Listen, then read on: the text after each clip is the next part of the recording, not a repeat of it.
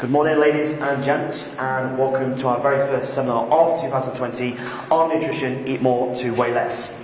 Now, before we get started, I'd like to thank you all for attending today. It's greatly appreciated. I hope you find it incredibly informative, and I hope you enjoy it too. Now, without any further ado, let's begin. Now, what we're going to do first of all, we're going to get you involved. Hopefully, I'll wake you up a little bit as well. I tried that with a second, that didn't work very well. You can always have a glass on the way out. So I'm going to need an assistant for my next trick. So I'm going to get you one person to volunteer. I think it'll be Amy, just because you've got accessibility there. So I'm just going to write some stuff on the whiteboard. Alright, you're going to grab yourself a pen. Just going to mark pens on the box. Okay. Right. So, hands up if you've ever been on a diet before. Raise your hand. Yep. Pretty much every single person. What I want to do now is give you 60 seconds to name as many diets. They can be fad diets, they can be anything you like, and aim to go write them down as quickly as possible on the whiteboard. Now, we also need a second assistant, so I'm going to grab Rachel, because grab that remote for me. Grab that remote.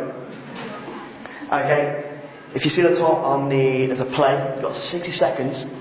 Okay, on here. Yeah? Alright? Do you want me to do it? Start? Yeah, I'll do it. Cool. Okay, it's fine. It's fine. Sacked. Okay, Amy, are you ready? Yeah. Right, I literally want you to shout them out. You've got 60 seconds to shout as many different diets, fad diets that you have done or any that you've thought about before. Okay, so 3, 2, 1. Okay, let's go. Living well, Weight Watchers. Shorthand, Amy. Shorthand. That's it. It's all right. Cambridge. What was it? Atkins. KSFL. Chemical diet. Cabbage. Cambridge. Aloe vera. Whatever it is. Chemical. Got 30 seconds. Come on. Chemical. Swim fast. Oh yes. Yeah. C9. OMAD. I can't even spell it. Don't worry. 5-2. Yeah, well you intermittent fasting. That word. Diet. 10 seconds. Fasting. Slim fat, we've got that. 3, 2, 1, time. Okay. Good. How about you? Good job you can write straight, ain't it? Yeah. 16. Nice. That's really bad, sorry. No, that's absolutely fine. Okay. Cool. Right, ladies and gents, do diets work? Raise your hand. Raise your hand if you say yes. Raise your hand to say no. Raise your hand if you're not kind of sure. So, we kind of have to look at this from two different perspectives, because you could say, well, diets kind of do work because with their kind of, sort of claims that they make in terms of, helping you lose weight, well, they kind of do that, but it's a very short-term fix. What we're going to think of, do they work in the long term? Not really. Now, what I'd like to do now, to keep Amy standing, is look at sort of dissecting some of these common diets that you've written down here. And what I'd like to know, what I'd love to know, is really how have these diets made you feel in the past? So, guys, please feel free to interact. Well, I'd love to know how these diets made you feel in the past. Yeah? So we're just going to brainstorm this now. So, more hunger, deprived, restricted, low confidence, great. Low energy, perfect. Tired. Angry. Angry. Frustrated.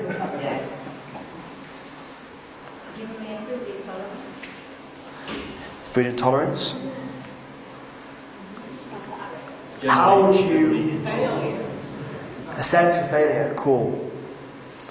How has it affected your relationship with food? Yeah. Do you ever find that you view food as like good and bad? Yeah. Guilt? So periods of restriction lead to what? Binging. So we have this common restriction and binge cycle. Do you ever find that you gain and lose the same 10 pounds over and over again for like years on end, right? Yeah. Cool. You're not meant to say yes because you... Not now. Until we found you, Chris. Until we found Exactly, that's what I'm looking for. There we go. The light in the way. Okay, so that's cool. So guys, what's your goal? Because a lot of people say, Chris, you know what, I want to lose weight. But that, from my understanding, that truly isn't your goal. Your goal is to feel better by yourself, have better self-confidence. Ladies, you want to put on that lingerie, feel sexy in front of your partner. Gentlemen, you kind of want, you know, your shirt to be popping here, not here, right? Yeah? So, why are we so focused? Yes, got it comical. That's it. Worked on that one for a long time. That's it, in the mirror. So why are we so focused on the weight loss? Why do not we focus on the actual why? What are your motives behind wanting to achieve such a goal? That's something to really think about. Your goal is to feel better, to look better, to feel confident in the clothes you wear. So let's not try and focus so much on the actual weight loss. So it's really, as you can see, it really stems from the mind set first of all. Then we start to apply what we're going to be talking about today. So, anyone recognise this? Donna, sure. I didn't say anything. Well, you got married there. Yeah, I know, but I didn't say anything there. Empire State Building. Cool. For a bonus point, can anybody tell me how tall it is? Don't go on Google. Anyone tell me how tall it is? Have a guess? This has no relevance to the actual seminar at all, but I just thought I'd throw it in there. Huh? I've got it in metres, so I've got 331 metres. 331 metres. To be fair, Rockefellers has better views, but the Empire State is pretty cool, right? So you may kind of think, well, what's the relevance here? You know, in a nutrition seminar. Well, what does it take to build such a grand sort of building such as the Empire State? What does it take? Foundations. So, if we look at those diets, the way I kind of view this is that the diets are very much just a structure, they're just a method. But what they're not giving you is any set foundations. So, what are your foundations? Well, if we take this analogy, quote, you know, a house is only as strong as its foundations, then we need to think about creating foundations through strong habits, strong routines, better mindset, better relationship with food, strong behaviours, and the list goes on. So what I'm going to show you now, guys, is essentially helping you build a better way to a better you. Now, okay, so habits, routines, rituals, whatever you want to call them. We're going to go through some of the top healthy habits that are going to help you succeed in 2020. So number one, now these are going to be so obvious to you, but I feel that they need to be reinforced. And of course, there's so many more habits than just 5. But I'm going to give you my top 5 today and sort of dissect them and give you the kind of hows and whys behind.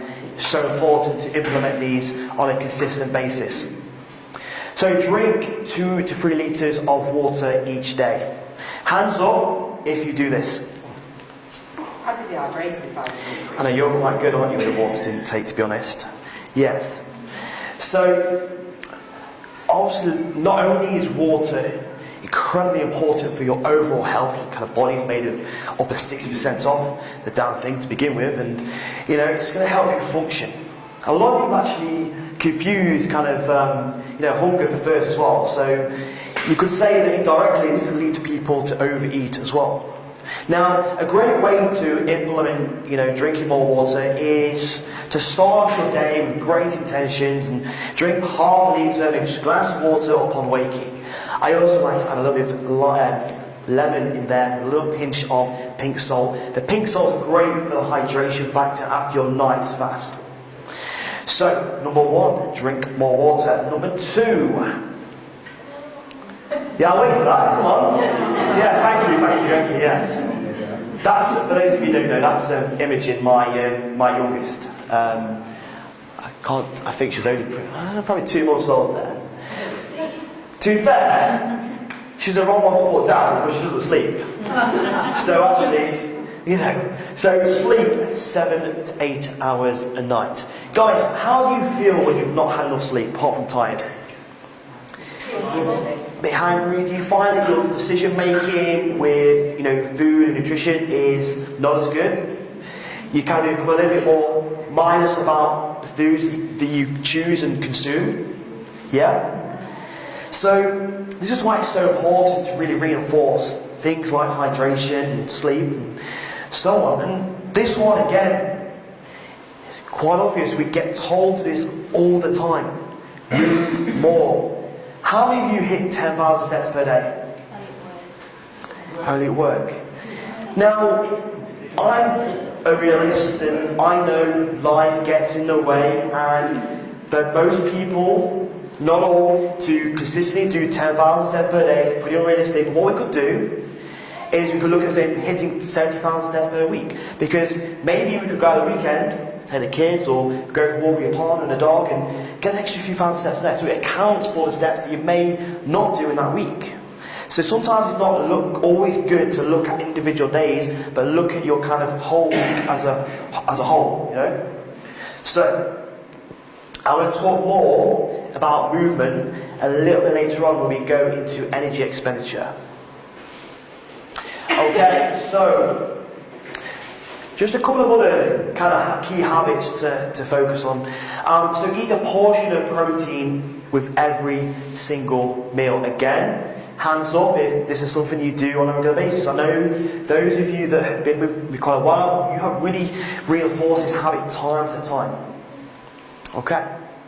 So why is protein so important? Well, I'm going to give you a couple of little facts about protein. Well, protein is obviously very important for growth and repair. It's not just important for the growth and repair of, your muscles, but it's also really important for cell regeneration as well. Your hair, your nails, and so on. Okay?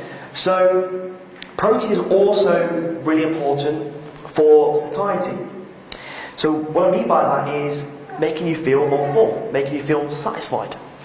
So, when we've looked at various studies over the years, what we find is that people with a high protein diet are actually less likely to snack, less likely to overeat, because they feel a lot more satisfied and not really getting them spikes in cravings and hunger all the time. One of the biggest things I find with a lot of people is don't really know how to get protein to your breakfast. 2 different options here. Seek to have protein, from eggs, or if it's more convenient, like a whey protein shake, or if you're kind of working you're vegan, for example, there are loads of different vegan proteins on the market now as well. So, but even so, do we have to have breakfast upon waking? It's often a common, factor, and I think sometimes it might suit the majority of you to have your breakfast later in the morning. So perhaps when you've done a school run at 9:30, 10 o'clock, when you've got a little bit more time to maybe prepare a bit more food. So that's another thing to really think about when we're looking at meals. The last one, number 5. So eat 2 to 3 portions of veg per day. Again, hands up guys if you do this on a consistent basis. I think the real key here is a lot of us know this, and this is why I want to do it, but are we doing this on a very consistent basis? What I mean by that, yes, you may do this Monday, Tuesday, Wednesday, Thursday, Friday. Think about your weekends. Because what I find is this is where a lot of people tend to not go wrong, but lose that consistency. Why? Well, we kind of have this really structured routine within the week, and then the weekend, very much like myself, it's very much less of a routine, less structure. But it helps if we can keep some of that consistency and structure through the weekend. We'll come on to how we can do that a little bit later on. So, to finish this little section, something I always like to say is that long-term consistency will always be short-term intensity.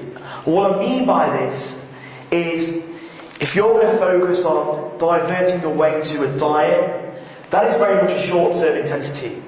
You're only going to set yourself up for failure within 4, 5, 6 weeks' time. You'll see many people this time of year jump on these diets, and I'm not blaming the person, I'm pretty much blaming all these different diets that are hugely mass marketed with phenomenal endorsements behind them, in your face constantly on Instagram, on Facebook, all your social media platforms.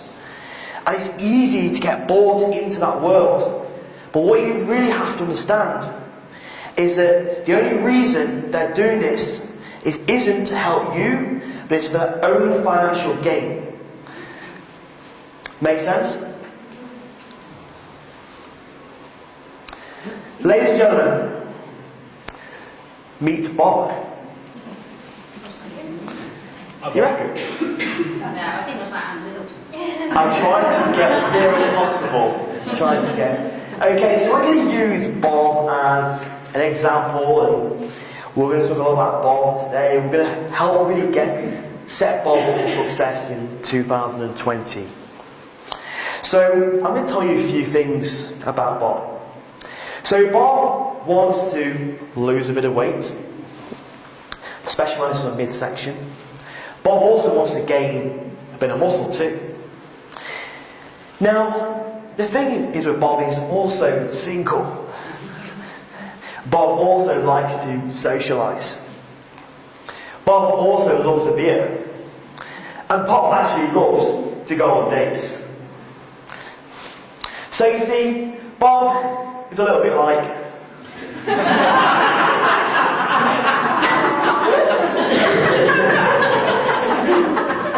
He's right. How long will it take for? Okay. I've got to stop recording now. Poor Joel. Carry on. Just another 5 seconds, yeah? Yeah, carry on, yeah. Okay. It's not the worst picture of me. No. Okay, so what we're going to do here, guys, is address and help you develop an understanding behind what we call energy balance. Now, on a very basic level, this is calories you burn versus calories you eat. If the calories that you burn are equal to the amount of calories that you consume on a given day, or potentially you could look over a given week, then you would maintain your weight. Now, we know most people don't live that way. Most people, unless you're obviously religiously tracking your calories, will have a bit of an undulation. So this is why sometimes you might find that if you weigh yourself on a regular basis, your weight will fluctuate, because it's all about the energy balance. Does that make sense before we go any further? Okay? Trying to keep this as simple as possible for you to understand. Now, I'm going to assume the majority of us here, like we said before, want to lose weight, obviously to feel better and to feel more confident in our clothes and things like that. Okay, so we need to create what we call a negative energy balance. So again, this is probably something you've heard time and time again. Essentially what this is the amount of calories, we want to be burning more calories than we're consuming. But if we revert back to your diets, that's kind of what they do. Regardless of what they claim to do, magic pills, all that sort of stuff, potions, shakes, even intermittent fasting, which kind of a little bit of fan of, but I wouldn't say it's more of a strategy than a tool as opposed to a diet. Although there are people that have glamorized that a lot, but they've all created this negative energy balance. They've just dressed it up to make it marketable, to make you buy into it. But like with those, they haven't set those foundations. Coming back to the negative energy balance, well, we want to make sure that we're smart with this, because we can actually go to a point where we can dramatically cut calories and become a little bit like that diet. We don't want to do that. So we need to be smart how we create that energy balance, and this is what we're going to do today. So, can everyone see that okay? Yeah, I'm sorry if I'm walking in front of you a bit, okay? So, these are the components of your total daily energy expenditure. Now, what I'm about to go through here might shock you a little bit. So, BMR. BMR stands for your basal metabolic rate. So essentially this is the amount of calories you burn on a daily basis just to survive. So your body obviously has to function on a daily basis, it has to regenerate on a daily basis, and that makes up for a large proportion of the calories you burn. If we work into NEAT, now NEAT stands for non-exercise activity thermogenesis. Now remember, when we went back, when we talked about the habits, we talked about moving. So NEAT is, or relates to, all the calories you burn through non-structured exercise, movement such as cleaning the house, taking your kids to school, walking the dog, taking the stairs rather than the escalator. But yet, this is the component we probably see most people lacking in. And this is one of the things that can massively enhance your efforts in terms of achieving your goal. And I think the majority of people that have worked with me have realised this. So, TEF. So, this is essentially the thermic effect of food. Now, you wouldn't think that by actually consuming food you'd actually burn calories. Well, it's true. You've got to think, you can ingest food and then you obviously have to process and digest it and excrete it, etc. So this makes up for 10% of your energy expenditure on a daily basis. Now there's something I want to address here that I feel is quite relevant before we go on to the next part. Is that there's this common kind of, I suppose I would call it a myth, that I want to really dispel, that the more meals you eat, the more it increases your metabolic rate. That's complete rubbish. So, let me explain. So basically, if you are a person that consumes 2,000 calories per day, as an example, your body will burn an additional 10% of that 2,000. So you could consume 2,000 calories in one meal, 3 meals, or even 6 meals. The outcome would be the same. You'd burn an additional 200 calories. So this is another reason that low calorie restriction doesn't work as well, because it's going to massively reduce your TEF, and on a side note, also it's going to reduce your NEAT. Who notices when you go on a diet, we didn't really mention this as much actually, but when you go on such an extreme diet, you actually move less because your body goes into preservation mode. So your NEAT dramatically decreases. Does that make sense so far? You still with me? Right, the final component of your total daily energy expenditure is EAT. Exercise, activity, thermogenesis. Right, so this is a little bit that kind of surprises people. So this is the, proportion of calories you burn through structured exercise. Have a think for a moment. How many times do you exercise or train per week? And the majority of us train on average 3 to 4 times per week, right? So that's what? Say 500 calories per hour, that's 1,500 calories per week. In comparison to what you could burn through your NEAT levels and obviously, of course, your thermic effect of food is quite small. Is that kind of shock to anybody as such? Yeah? So what I'm trying to say to you guys here is that when we are training and exercising, train to become stronger and fitter, not just to burn calories. I'm not trying to say don't be aware of your calories that you burn through your exercise. I think it can be a good measure depending on what type of exercise you're doing, but it shouldn't be your primary focus.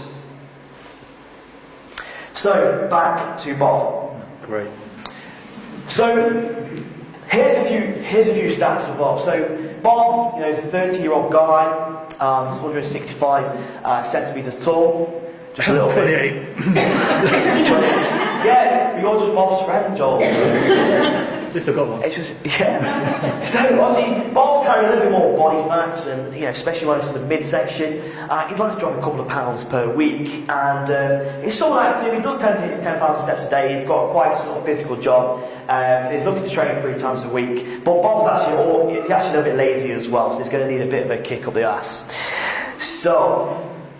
Right, so this is where we get into the more nitty-gritty stuff. Now try to keep this as basic as possible. Not basic, but as clear as possible. So what I will say, when it comes to working out your calories, 2 things. There is never a definitive way to work out how many calories you need. But what we can do is determine the best possible start point for yourself. Then what we do, we test, and we adjust, test and adjust. See how it goes. We get a response we want, and we keep going. Maybe that we don't really change it all, that we have to make this adjustment where we may reduce the calories slightly more, or we may move a bit more. So, the second thing I wanted to mention was that there are also 1,000,001 ways to work out this particular figure. You can use calorie calculators such as efficientmacros.com. There's a ton of them on the internet, and what they all do, they run off different formulas.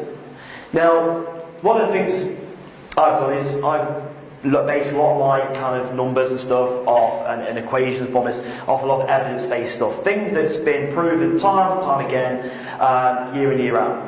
So what I've done, I broke it down to a really simple equation for you. So what we're going to do with Bob now is we need his body weight in pounds times 15. That equals his maintenance. His maintenance is spelled wrong. Anyway, neither too bad. So body weight in pounds times 15. So we're going to take Bob's weight in pounds, and if you know your weight in kilos, times it by 2.2, and that gives you in pounds. Times that by 15, we kind of get to the point where Bob's maintenance calories are around 2,640. So if Bob ate these calories 7 days a week, he would basically maintain his weight. But of course, as we clarified earlier, we want to elicit some form of weight loss, fat loss. And so what we're now going to do is create a calorie deficit, otherwise known as that negative energy balance. So what's a smart deficit? Well, I would always advocate starting from about 10 to 15% deficit off your maintenance. Why? We want to make it sustainable. We don't want to make it hard. Something I commonly say to a lot of people is that you want to follow the path of the least amount of resistance. Which basically means is that, do something that you can be consistent with over a long period of time. If you go for a less of a deficit, sort of 10%, it may take you longer, but guess what? In the long term, it's probably going to work for you better.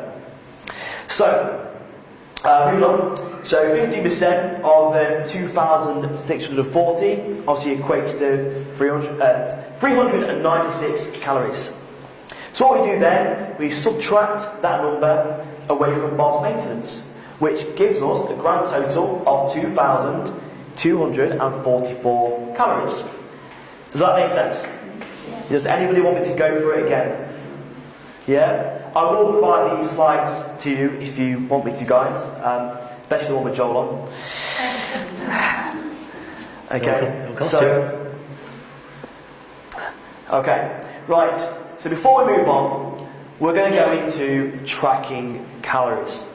Now again, there are a multitude of different calorie apps out there that allow you to track your calories.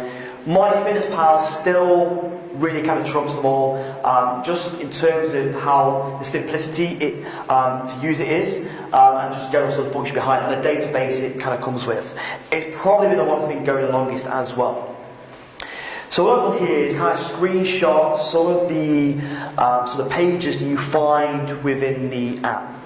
And I want to kind of show you how best to track your calories. So what I do first of all is start to kind of weigh your food before, generally on raw weight.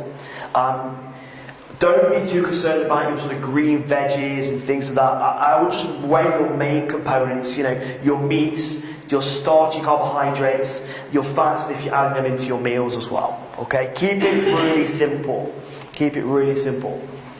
Then what you'll find with MyFitnessPal is that you can sort of also barcode them in as well. So that's a great little tool. If you've obviously used any of our recipe books in the past, you'll know that we've got a little barcode scanner on the recipe book that you can barcode straight into MyFitnessPal.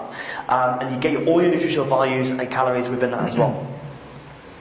So once you've kind of logged a item of food, you can then adjust the serving size to suit. Make sure that obviously you've got it in grams or ounces, whatever it might be. And then it's going to give you a breakdown of the calories and the nutritional value, and it'll add that to your daily intake and give you a number in your top left hand corner of the calories that you've consumed so far that day. And it will also give you maybe a target calories. Now I just want to touch on this a second.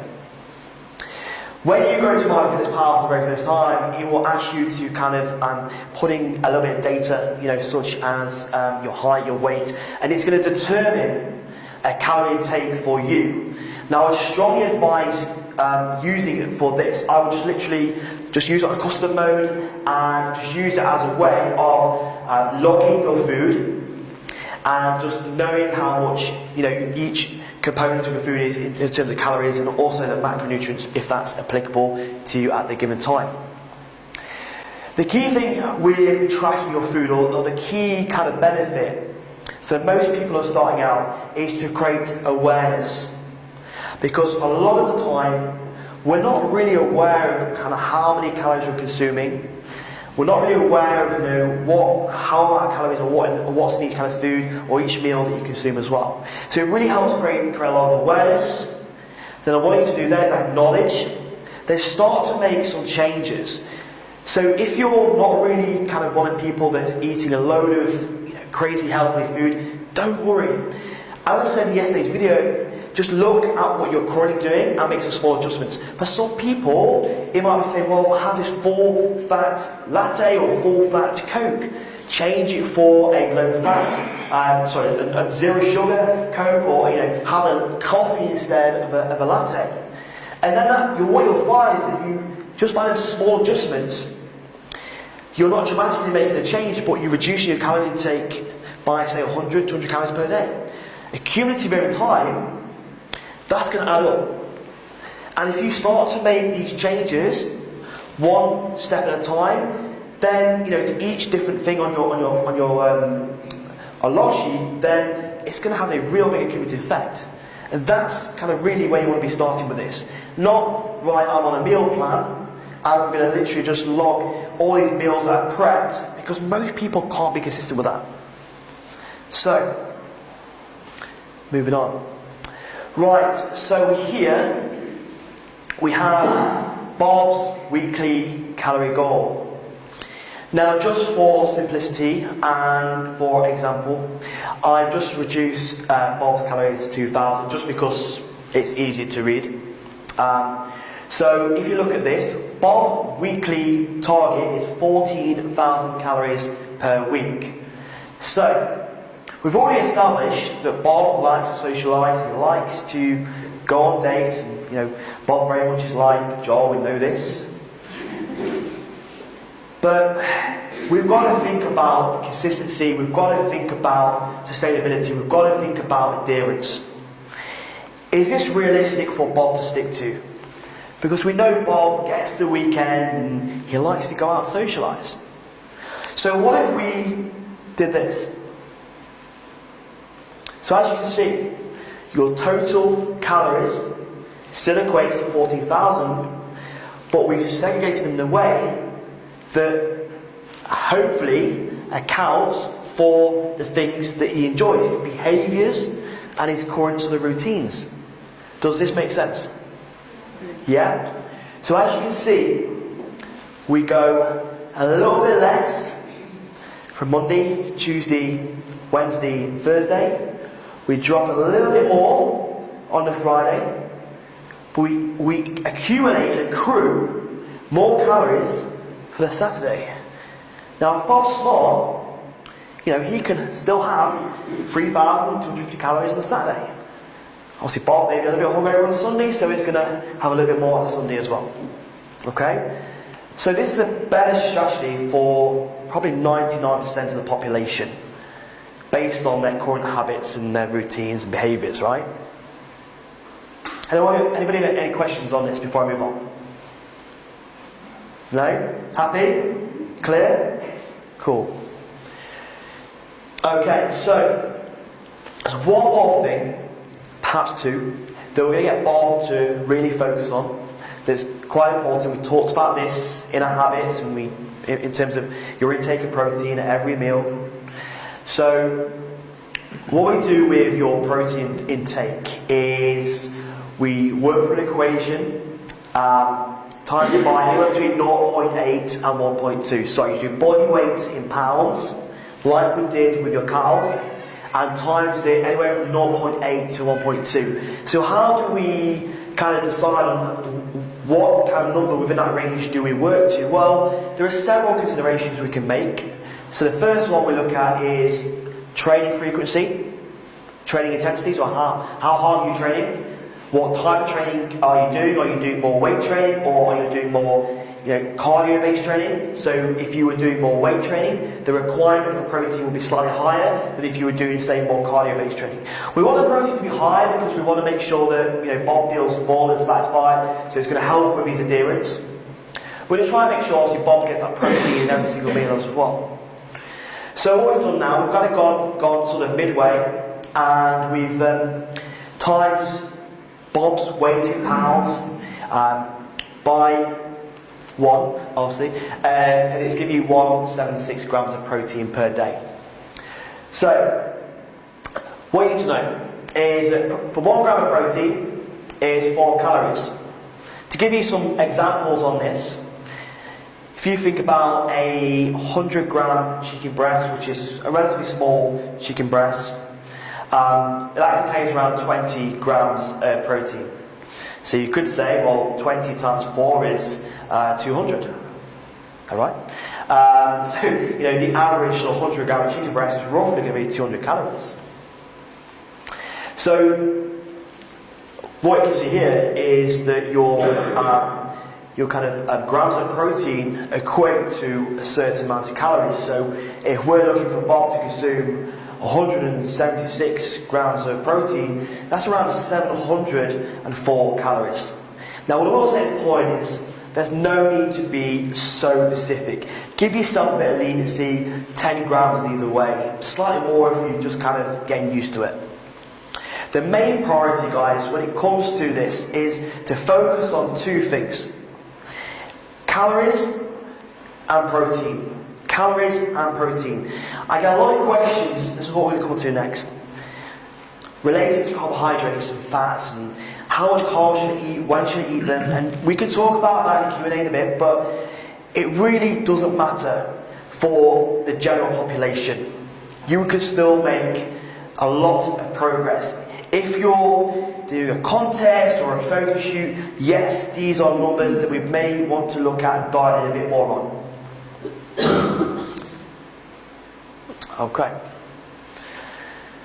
Okay, so carbohydrates and fats. Now, I don't want to you overkill this and go too much into the deep depths of carbohydrates and fats. I just want to give you some basic, simple, practical guidelines or advice on this.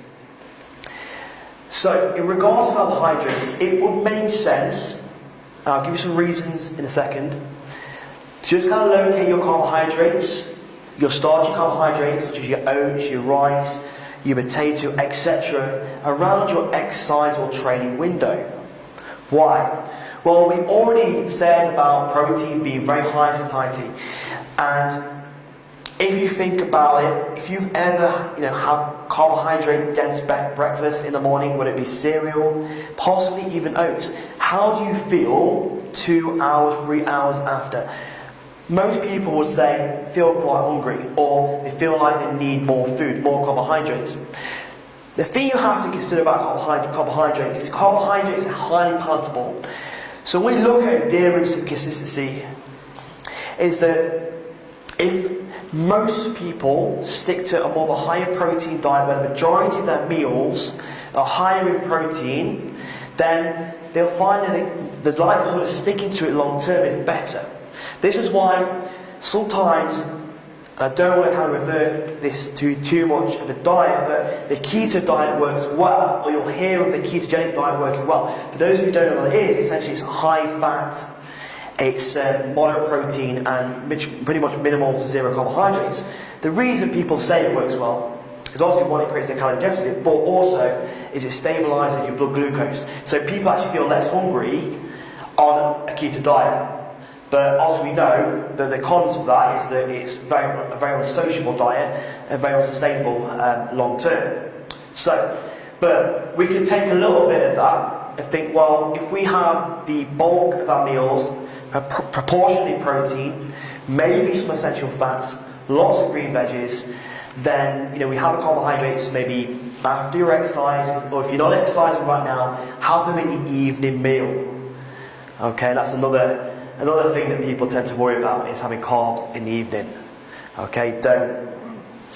So, when it comes to fats, we're going to tie this in with your carbohydrates. And what I want you to think about here is, if your meals contain protein and no carbohydrates, replace it with fats, and vice versa. So what you could say is that if you eat 3 to 4 meals per day, your first 3 meals a day are high in protein, veggies, some essential fats such as olive oil, coconut oil, avocado, nuts, etc., etc.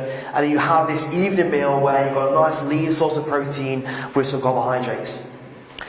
Yes, you can sort of lock these foods into your MyFitnessPal, but I wouldn't be too concerned about, looking at the specific numbers and ratios. Just make sure you hit your calories and your protein, and then what you'll find, if you follow these guidelines, it kind of fits in anyway. Does that make sense, guys? Yeah? Okay, so here's Bob's game plan. So, Bob is going to hit his 10,000 steps per day. He's also going to make sure he hits his protein target on a daily basis. And he's going to really try his best to make sure that he hits protein with every single meal of the day as well. And but he's going to also focus on 14,000 calories per week. What I was going to say then is 70,000 steps per week. And then, obviously, Bob is going to train 3 times per week with progression. So he's going to make sure that he's trying to progress with his weights on a regular basis, which is super important for building muscle. And then Bob is also going to make sure that he drinks plenty of water, and he's going to work on getting plenty of quality sleep as well. But the main important thing here, guys, is Bob still, socialises. We're not trying to eliminate or take away people's kind of life. It'd be pretty miserable if we didn't have a social life. So, but account for it. So like we did on the previous table where we segregated these calories, that's what we're going to do. So, what does Bob think? Bob thinks that's awesome. If we keep Bob happy, Bob's going to stick to it. And that's what I want you to think about. So, ladies and gentlemen, what's your biggest insight or takeaway from today? Shut them up. CFD. Huh? It's CFD. Calorie deficit. Calorie Without the- deficit. Yeah. Yeah. Reinforce. Anybody else? Guys, shut them up. Chris, there's a lot of protein, mate, to try and get in. Yeah, it is. How do you try and get? Okay. Me, I would have to put 220 grams of protein in a day. That's what. Okay, Chris, just hold that question. Yeah. So we're going to come to a Q&A in a second. What I want to know is just the biggest takeaway or insight at the moment. Just that it's a lot. So Yeah, cool. Well, we're going to address that Eat more for protein. sure. Eat more protein. Eat more protein. I would say I'm not eating enough. Okay, in terms of your calorie consumption. Okay, cool. Is that getting meat up? Yes. That's a big takeaway. But it's, that said, I mean, I know I'm not going to dive into this, and because it's kind of for another day. But I know that vegan is very much the talk of the month at the moment, and it has been for a number of months. And I think we could agree that from an ethical point of view, some things do stand, but it's the same with anything in life. You can have good and bad meat eaters. You can have a good bad meat eater that eats just pork and bacon and sausage, but you can have a good one. And it's the same with vegan as well. It's each to their own, of course, but if you are that way inclined, then it's just about education, it's just about awareness and making sure that you are very conscious and aware of how to get that protein in, because it can be done. I'm very much like in the middle. I'm not trying to sort of take a side, but it can be done. I pride myself on working with a wide variety of people, and I have worked with vegans, and it's just a case of making sure that we're very conscious about the choices of food to make sure they get their complete protein source in. It can be done, but obviously it does make it a little bit more challenging, of course, to begin with. Chris, I said meat, not meat. You say meat? It's like meat. No, I said meat. You said neat? Yeah. I thought you thought. Yes, I know, yes. No, neat. It's neat, is in non-exercise activity, right? Move more, yeah. Move more. Question, so how much percent does that make up of your total daily energy expenditure? 15%. What does exercise? 5. Yeah, okay. So, there you go. Any more insights? I think it's also worth noting the difference between weight loss and fat loss. Yes. And looking at your calorie deficits, making people realise that a pound of fat is 3,500 calories. Correct. So it's people think that they go to Southern World and all them sort of things. See, I said KSFL, but you know as well as I do, that's a Rachel Holmes. Yes. And that is probably the best thing on there, because it's Yeah. exactly what you spoke about. Yeah. And it includes exercise, which they don't. Yeah. A lot of people don't understand that to have a calorie deficit, to lose a pound of fat, you've got to have the deficit of Yes. 3,500 a week. Yes. Essentially, to lose a pound of fat.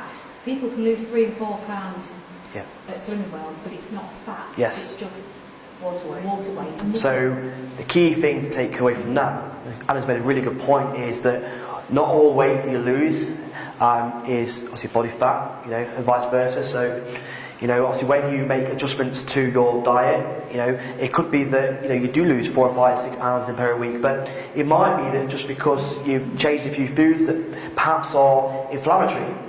Now, again, I don't want to talk too much about gut health and digestion, because that really is a seminar on its own, and I'd love to do that in the future. But if you have an inflammatory or problematic, you've been eating some problematic foods, then you get rid of that. You start drinking more water, you lose a lot of water retention, which is a good thing, because you are not just what you eat, you are what you absorb. If you've got any kind of issues there, it's going to make things a lot more challenging for you. But yeah, you're right, absolutely.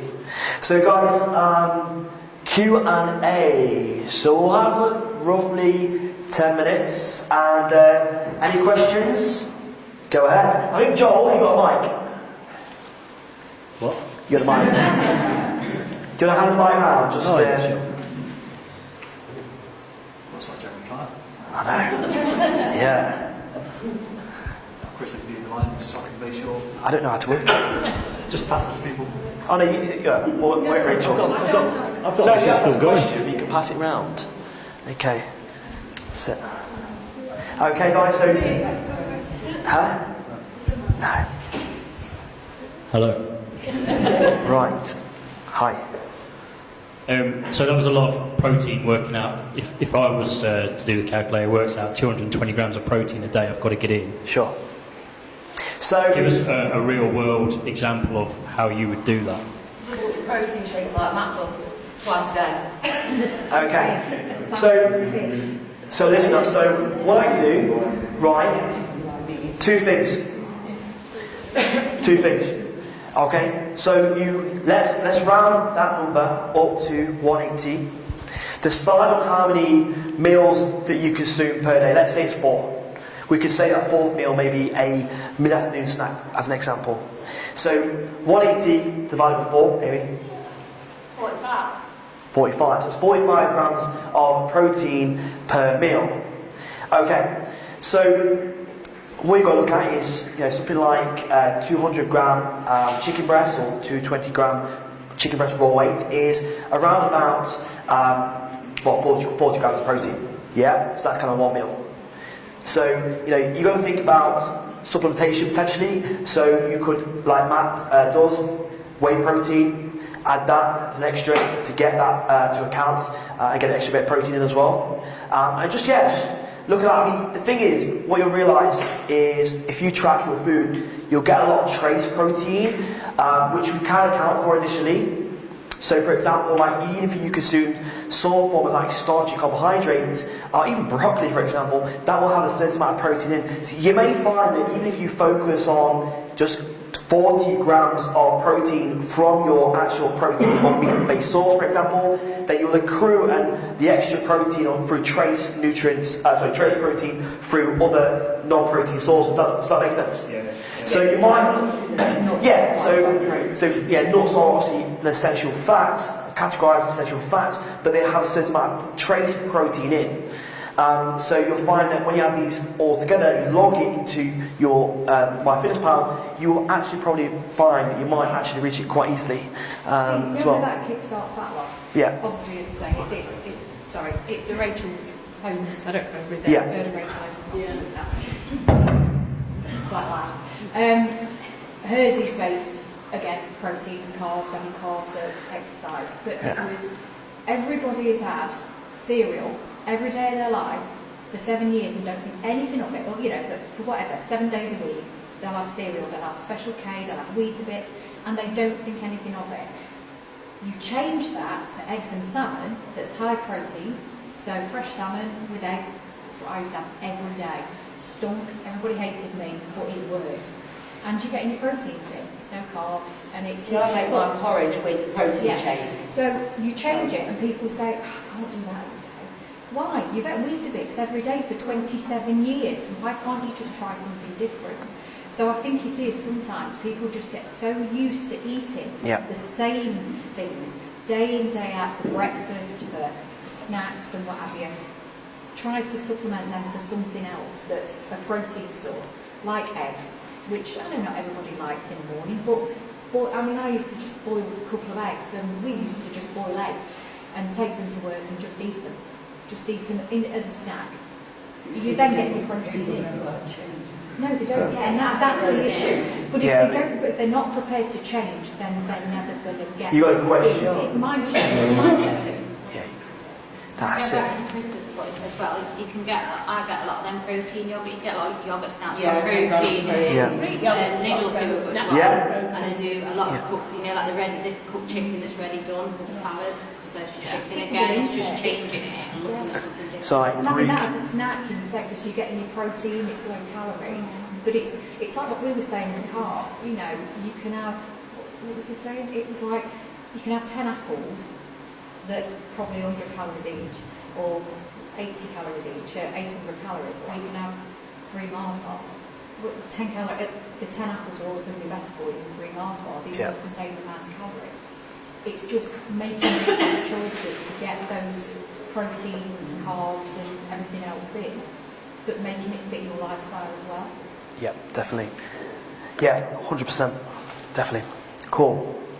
And I think the key thing to remember is that if that is too high of a target to focus on initially, then don't go that far up. Like start with maybe 135 Then once you kind of nailed that for 1 week, then go 145.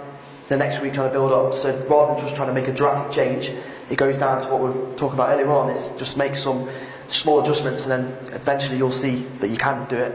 Okay, as all, it's not, that's just one example. Like sometimes your protein intake might be very different. We might make a few different considerations.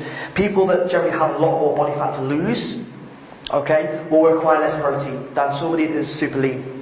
So somebody that's kind of very lean and low body fat levels, or high amount of muscle, will require more protein than somebody, opposite. So don't take that as a gospel kind of number.